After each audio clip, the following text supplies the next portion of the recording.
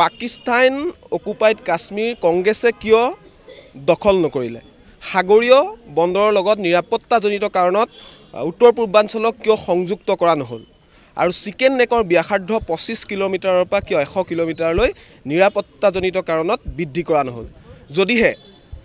ইন্দিৰা গান্ধী জীয়াই থাকিলে হয় মুখ্যমন্ত্ৰীয়ে এই তিনটা প্ৰশ্ন কৰিবলৈ ইচ্ছা আছিল বুলি ইতিমধ্যে উল্লেখ কৰিছে আৰু এই সন্দৰ্ভত আমি প্ৰতিক্ৰিয়া লম প্ৰদেশ কংগ্ৰেছৰ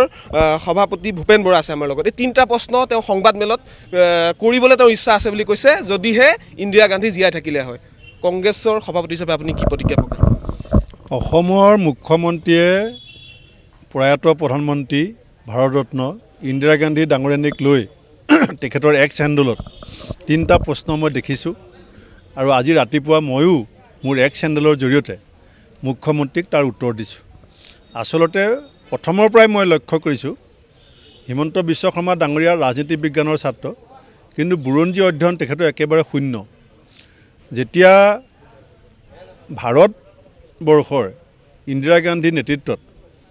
পাকিস্তানৰ পৰা বাংলাদেশক এখন নতুন ৰাষ্ট্ৰ হিচাপে জন্ম দিছিলে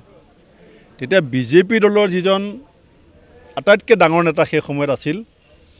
বিৰোধী দলৰ প্ৰতি সেই সময়ৰ অটল বিহাৰী বাজপেয়ী ডাঙৰীয়াই ইন্দিৰা গান্ধীক মা দুৰ্গা বুলি কৈছিল যদি ইন্দিৰা গান্ধী ডাঙৰীয়ানীক কিবা প্ৰশ্ন সুধিবলগীয়া থাকিলেহেঁতেন তেতিয়া বাজপেয়ী ডাঙৰীয়াই নিশ্চয় সুধিলেহেঁতেন আৰু ভাৰতবৰ্ষই নতুন বাংলাদেশ সৃষ্টি কৰাৰ পিছত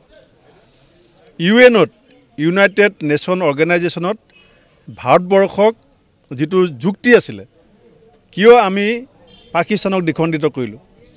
সেই যুক্তিটোৰ সপক্ষে সমৰ্থন দিবৰ কাৰণে বক্তব্য ৰাখিবৰ কাৰণে সেই সময়ত ইন্দিৰা গান্ধী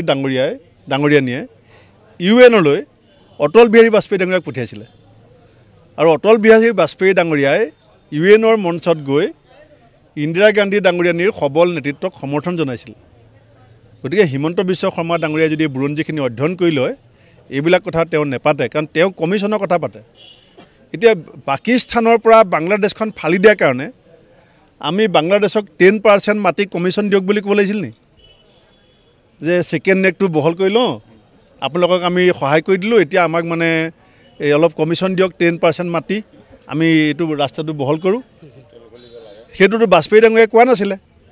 আৰু বাজপেয়ী ডাঙৰীয়াই সেই সময়ত এই প্ৰশ্ন কিয় নুসুধিলে সেইটো হিমন্ত বিশ্ব শৰ্মা ডাঙৰীয়াই ক'ব পাৰিব ধন্যবাদ জনাইছোঁ আৰু এয়া আছিলে ভূপেন বৰা আৰু যি মুখ্যমন্ত্ৰীয়ে তিনিটা প্ৰশ্ন কৰিলেহেঁতেন যদিহে ইন্দিৰা গান্ধী জীয়াই থাকিলে হয় সেই যি প্ৰশ্ন তিনিটা সেই প্ৰশ্ন তিনিটাৰ প্ৰতিক্ৰিয়া প্ৰকাশ কৰিলে ভূপেন বৰাই আপুনি বিচৰা বাতৰি পাব কেৱল নিউজ 18 এপত নিউজ 18 এপ ডাউনলোড কৰিবলৈ স্কেন কৰক এই QR কোড গুগল প্লে ষ্টৰতো পাব এই নিউজ 18 এপ